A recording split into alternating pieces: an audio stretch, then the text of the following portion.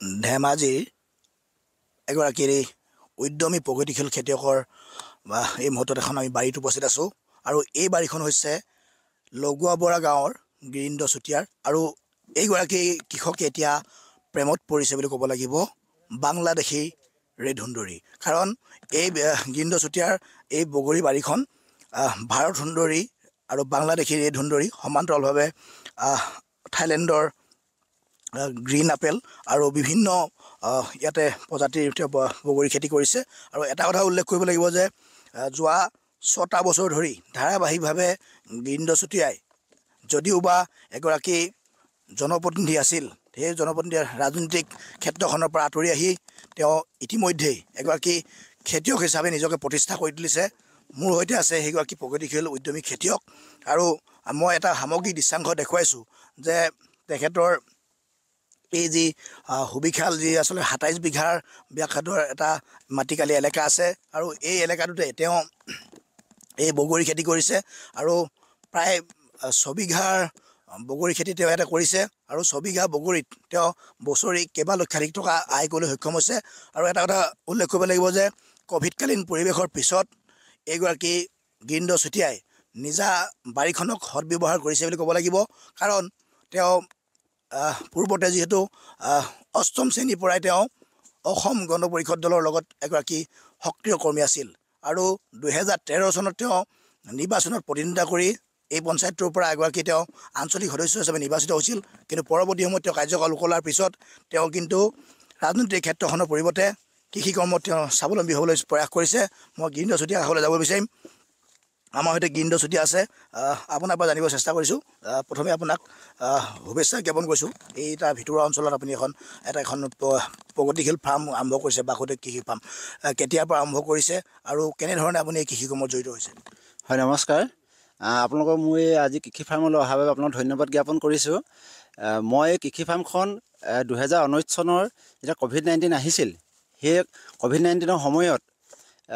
চাৰিওফালে বন্ধ হৈ যোৱাত কি কৰোঁ কি নকৰোঁ ভাবি উপায় নাপায়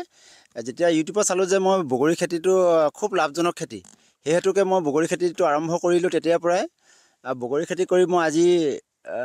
আপোনালোকে নিজে দেখিছে বগৰী বৰ্তমান মোৰ খুব লমালমে লাগিবলৈ ধৰিছে আৰু মই বৰ্তমান এতিয়া বজাৰত বিক্ৰী কৰি আছোঁ আপুনি 2019 চনৰ বজাৰত বগৰী কৰিছে হয় বছৰি কিমান কুইণ্টেল আপুনি বগৰী বজাৰলৈ এৰি দিছে প্ৰথম বৰ্ষত মই অলপ কম পাইছিলোঁ প্ৰথম আপোনাৰ হেৰি হিচাপে এনেই আপোনাৰ লগাই চাইছিলোঁ কেনেকুৱা হয় কিন্তু নেক্সট বছৰৰ পৰা মই যথেষ্টখিনি উৎপাদন পাবলৈ সক্ষম হৈছোঁ আৰু যোৱা 24 বৰ্ষত মই ধৰক 85 কুইণ্টেল মই বগৰী পাইছিলোঁ কিমান লাখ টকাৰ বগৰী বিক্ৰী হৈছে বজাৰত যোৱা বৰ্ষত মই আপোনাৰ 3 লাখৰ পৰা 4 লাখৰ ভিতৰত বগৰী বিক্ৰী হৈছিল বুলি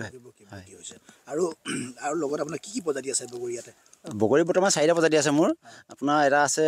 ভাৰত সুন্দৰী বাংলাদেশী ৰেড সুন্দৰী আপোনাৰ থাইলেণ্ড গ্ৰীণ আপেল বগৰী আৰু এটা বল আপেল বগৰী বুলি আছে 4টা প্ৰজাতি আছে আৰু আপোনাৰ যে 27 বিঘা মাটিত আৰু কি খেতি কৰিছে আপুনি 27 বিঘা মাটিটোত মোৰ এনেকুৱা ধৰণৰ খেতি আছে আপোনাৰ চাহ বাগান আছে চাহ বাগানৰ লগত মেহগনি গছ আছে মেহগনি গছ 350 জোপা মই বৰ্তমান ৰোপণ কৰিছোঁ আৰু সৰিয়হ খেতি আপোনাৰ 15 বিঘা সৰিয়হ খেতি আছে তেনেধৰণে আৰু অন্যান্য আপোনাৰ নেমু আছে আপোনাৰ মৌচুমী টেঙাটো আছে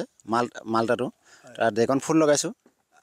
আপুনি এগৰাকী সক্ৰিয় ৰাজনীতিবিদ আছিলে সক্ৰিয় ৰাজনীতিৰ লগত জড়িত আছিলে বিশেষকৈ গ্ৰাম্যাঞ্চলত আপুনি তৃণমূল পৰ্যায়ৰ এগৰাকী সক্ৰিয় কৰ্মী আপুনি এগৰাকী আঞ্চলিক সদস্য হৈছিলে সেই ৰাজনীতি পথাৰখনৰ পৰা ইয়াত আপুনি ঢাপলি যে মেলিলে কিয় এৰি আহিলে কওকচোন আচলতে ৰাজনীতিৰ পৰা কিয় আহিলে বুলি ক'লে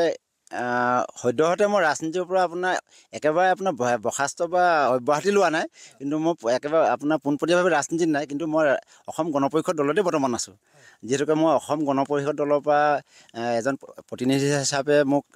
তাত এখন আপোনাৰ চিনাকি কোনো মঞ্চ দিলে সেইটোকে মই অসম গণ পৰিষদ দলৰ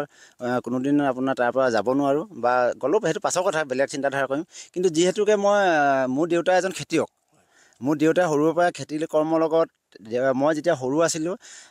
খুব পুহমহীয়া দিনতো মই গৰুৱে হাল বাইছিলোঁ কিন্তু গৰুৱে সেই হাল বোৱাটোতো আপোনাৰ ভাল লাগি দেউতাক খেতিয়ক হিচাপে দেউতাৰ হেৰিখিনি ৰাখিবৰ কাৰণে মই কৃষি কৰ্মৰ লগত জড়িত হৈ আজি এনেকুৱাখিনি পৰ্যায় পাবলৈ সক্ষম হৈছোঁহি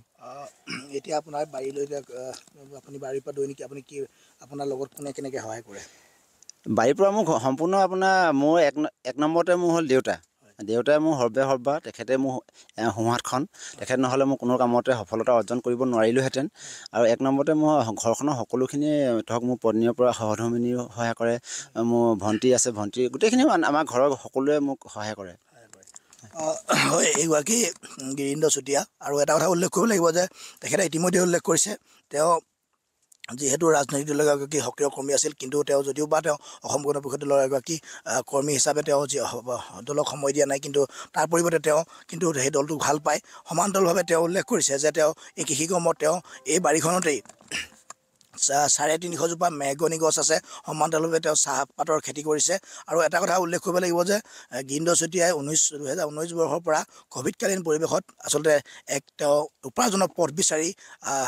তেওঁ আচলতে তেওঁ উল্লেখ কৰি উপাৰ্জনৰ পথ বিচাৰিছিল আৰু এই উপাৰ্জনৰ পথ স্বৰূপে তেওঁ ইতিমধ্যে এই বগৰী এই যে বিশাল যিখন বগৰী ফাৰ্ম আছে মই দেখুৱাইছোঁ পুনৰবাৰ ইয়াত লমালমে বগৰী লগা পৰিলক্ষিত হৈছে আৰু প্ৰতিজোপা গছতেই আচলতে বহু কিলো পৰ্যন্ত ইয়াতে বগৰী লাগিছে 40-50 কেজি পৰ্যন্ত এটা বগৰী লাগিছে আৰু এগৰাকী এই অঞ্চলটোৰ এগৰাকী স্থানীয় সচেতন যুৱক আছে আমি তেখেতৰ পৰা জানিব চেষ্টা কৰিম গিৰীন্দ্ৰ চুতীয়া যিটো পদক্ষেপ গ্ৰহণ কৰিছে আপুনি ইয়ালৈ বাৰী লৈ আহিছে কেনেধৰণৰ পদক্ষেপ কৰিছে ইয়াত তেখেতৰ যিসমূহ বগৰী সোৱাদ কেনেকুৱা আচলতে গিৰীন্দ্ৰ চুতীয়াক আমি অভিনন্দন জনাইছোঁ আৰু তেখেতক ধন্যবাদ জনাইছোঁ যে ৰাজনৈতিকভাৱে এজন সক্ৰিয় ব্যক্তিয়ে ৰাজনৈতিকভাৱে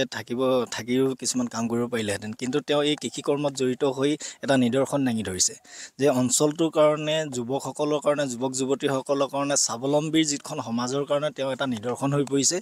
আৰু এই অঞ্চলৰ যুৱক যুৱতীসকলে ইয়াৰ পৰা আকৰ্ষিত হ'ব ভৱিষ্যতে যাতে সকলো যুৱক যুৱতীয়ে এনেই নাথাকে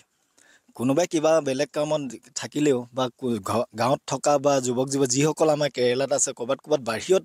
মানে আৰ্থিকভাৱে দুৰ্বল যুৱক যুৱতীসকল যাব লগা হয় সেই যুৱক যুৱতীসকলৰ কাৰণে আজি গিৰীন্দ্ৰ চুতীয়া নিদৰ্শন হৈ পৰিছে আমি ইয়াত আজি এই বগৰী ফাৰ্মত আহি পিনি সোৱাদ ল'বৰ কাৰণে আহিছিলোঁ আমি এটা কথা উপলব্ধি কৰিছোঁ যে বাহিৰৰ যিবিলাক বাহিৰৰ পৰা যিবিলাক বগৰী আগতে আমাৰ আহি থাকে সেই বগৰীবিলাকৰ টেষ্ট আৰু এই আমাৰ লোকেল বগৰীটোৰ টেষ্টটো যথেষ্ট সুকীয়া পাইছোঁ যে এই বগৰীটো যথেষ্ট ভাল পাইছোঁ যে এইটো অৰ্গেনিক তেওঁলোকে বহুত মেডিচিন ব্যৱহাৰ কৰি বহুত বিদেশৰ পৰা বাংলাদেশৰ পৰা বা ৱেষ্ট বেংগলৰ পৰা যিবিলাক বগৰী আহে সেই বগৰীতকৈ আমাৰ লোকেল বগৰীটো যথেষ্ট ভাল পাইছোঁ আৰু আজি খাই চাই গম পালোঁ যে এইটো বহুত ধুনীয়া আৰু ক'ভিডৰ সময়ত তেওঁ যেনেকৈ আৰম্ভ কৰিছিলে সেই সময়ত আমিও আৰম্ভ কৰিছিলোঁ আমি কৃষি কৰ্ম মানে আমি ফাৰ্ম কৰিছিলোঁ গাহৰি ফাৰ্ম সেই সময়ত গাহৰি এটা বেমাৰ আহিলে সেই বেমাৰ অহাৰ পিছত গাহৰি যেতিয়া মোৰ 100ৰ ওপৰত গাহৰি মোৰ নিজৰে মৰাৰ পিছত আমি সেই কামটো কৰিবলৈ দ্বিতীয়বাৰ মন যোৱা নাছিল কিন্তু আমি এতিয়া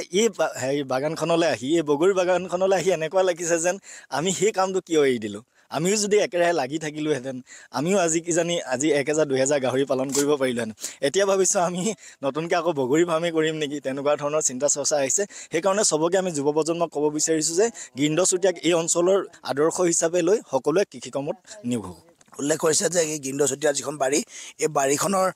যি ব্যাসাৰ্ধ এই ব্যাসাৰ্ধত বিভিন্ন প্ৰজাতি তেওঁ বিভিন্ন প্ৰকাৰৰ খেতি কৰিছে আৰু এই সমন্বিত কৃষি ফাৰ্মখনত চাহ গছ আছে মেহগনি গছ আছে সমান্তৰালভাৱে তেওঁ বগৰী খেতিৰ দ্বাৰাই বছৰি প্ৰায় 4-5 লাখ টকা আয় কৰিবলৈ সক্ষম হৈছে আৰু নিশ্চিতভাৱে যুৱ প্ৰজন্মৰ বাবে আদৰ্শ হ'ব পাৰে এইগৰাকী লগোৱাবৰা গাঁৱৰ গিৰীন্দ্ৰ চুতীয়া আৰু তেওঁ ৰাজনীতি পথাৰখনত যিদৰে সফল হৈছে তাৰ পৰিৱৰ্তে কিন্তু কৃষি কৰ্মতো তেওঁ পিতৃৰ পদাংক অনুসৰি পিতৃক অনুসৰণ কৰিছে পিতৃয়ে কৰা কামখিনি তেওঁ সন্মান প্ৰদৰ্শন কৰি কৃষি কৰ্মৰ জৰিয়তে স্বাৱলম্বিতাৰ নিদৰ্শন দাঙি ধৰিছে নিজেও স্বাৱলম্বী হৈছে আৰু আনকো বিভিন্ন প্ৰজাতিৰ বগৰীৰ সোৱাদ দিবলৈ সক্ষম হৈছে আপুনি বিচৰা বাতৰি পাব কেৱল নিউজ 18 এপত নিউজ 18 এপ ডাউনলোড কৰিবলৈ স্কেন কৰক এই QR কোড গুগল প্লে ষ্টৰতো পাব এই নিউজ 18 এপ